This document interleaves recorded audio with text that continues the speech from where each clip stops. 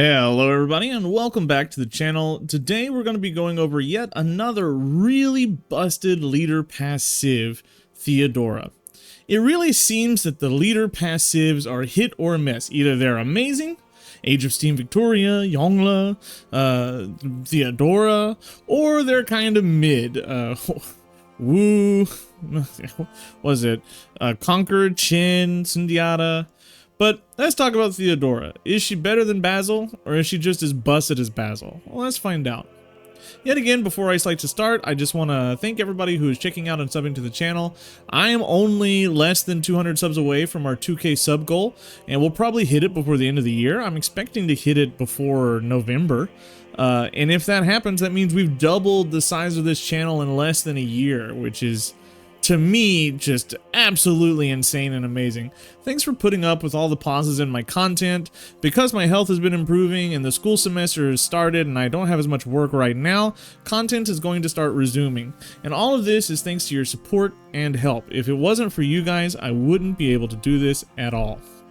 So thank you. People view Byzantium as an incredibly strong civ. However, almost all of this strength comes from Basil himself. Byzantium alone just has taxes, 3 combat strength unit for all units and for each holy city converted by you to your religion. This also counts for religious units, and you get to spread your religion to nearby cities when you kill a unit from another civ, which again also applies to religious units, but it already applied to religious units. When you kill a religious unit with a religious unit, it spreads the winner's religion to nearby cities.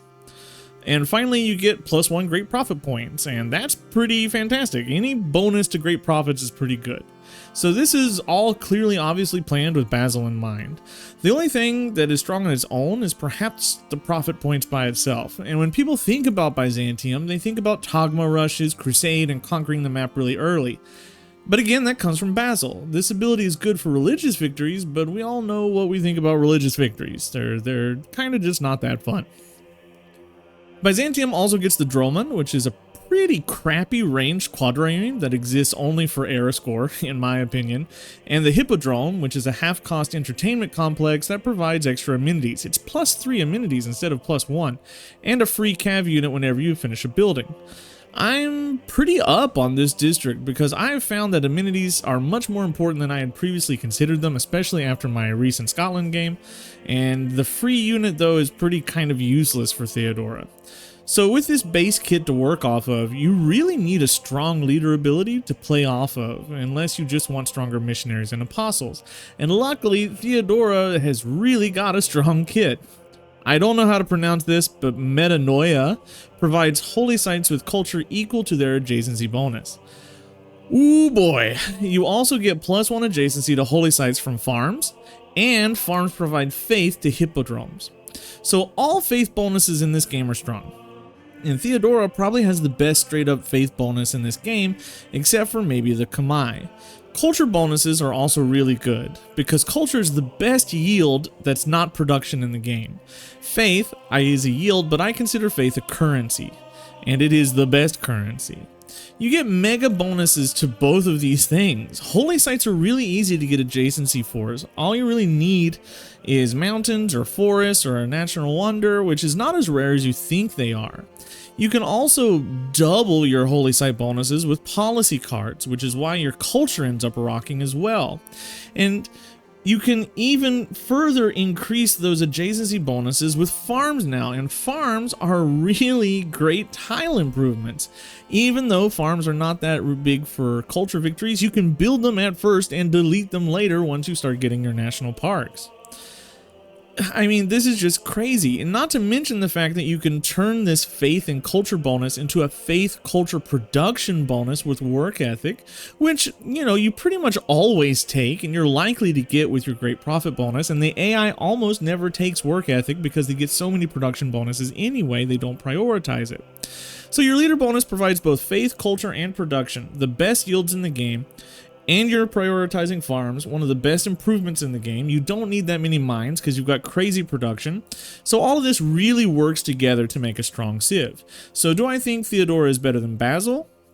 Unfortunately, no. And let me explain this, because that sounds weird because I've been hyping her up so much. I think Basil is way more focused in on his game plan, and Civ 6 is a game that rewards you for being specialized and not generalist. I say that when I know that I've played Civs like Shaka or Alexander pretty low, but you have to be specialized in the right ways. Basil's bonuses are more targeted, and they're targeted in a very strong way. And where his bonuses are narrow, Theodora's bonuses are broad, and she's good in many more situations, but not as good. You can play more games well as Theodora, but they'll never feel as high and as good as the good Basil game. So how do you play this lady? Well, you holy site spam until the mid game, and then you choose what you want to do. Every city needs a holy site. Use your religion to get an early golden age. Use that golden age to get monumentality, then build national parks, theater squares, and win a culture game. Or monumentality and build campuses and win a science game. Or monumentality and use your culture and your bonus to get Diplo wonders and win a Diplo game. Or monumentality and build holy sites to get a religious game. Or monumentality and build holy sites in the Grandmaster's Chapel and use your production and faith to do a domination game. You really have a large choice, but you're not going to do any of it amazingly well. Broad strategy civs need to convert those broad strategies to narrow ones by the mid game. So make sure that you're choosing. Another thing that I think is very interesting about Byzantium is that both leaders are pretty strongly dependent on a specific religion. Basil needs crusade, and Theodora basically needs work ethic, so don't skip out on that. Theodora gets a 7 out of 10 for domination. She gets really strong production with a religion, and you get crazy amounts of faith for a Grandmaster's Chapel rush, but you don't get a really good unique unit.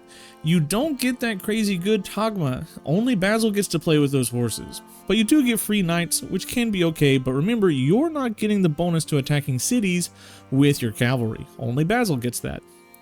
Theodora gets an 8 out of 10 for religious victories. She spreads that religion easier, and she gets great profit points, and she only gets stronger over time.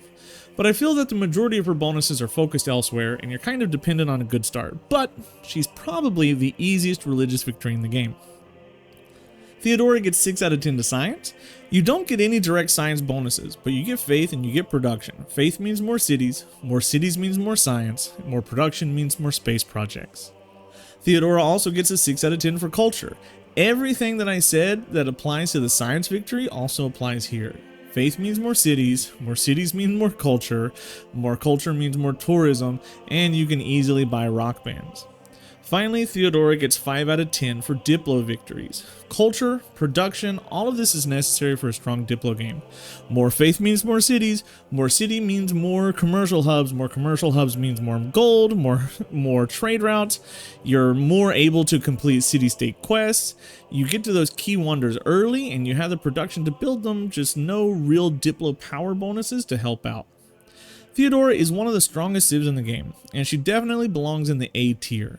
However, she is pretty spawn dependent to be able to spread and abuse those holy sites. I don't think she is as good or as fun as Basil, but she is a really strong civ. Give her a try and let me know what you think in the comments down below. Goodbye.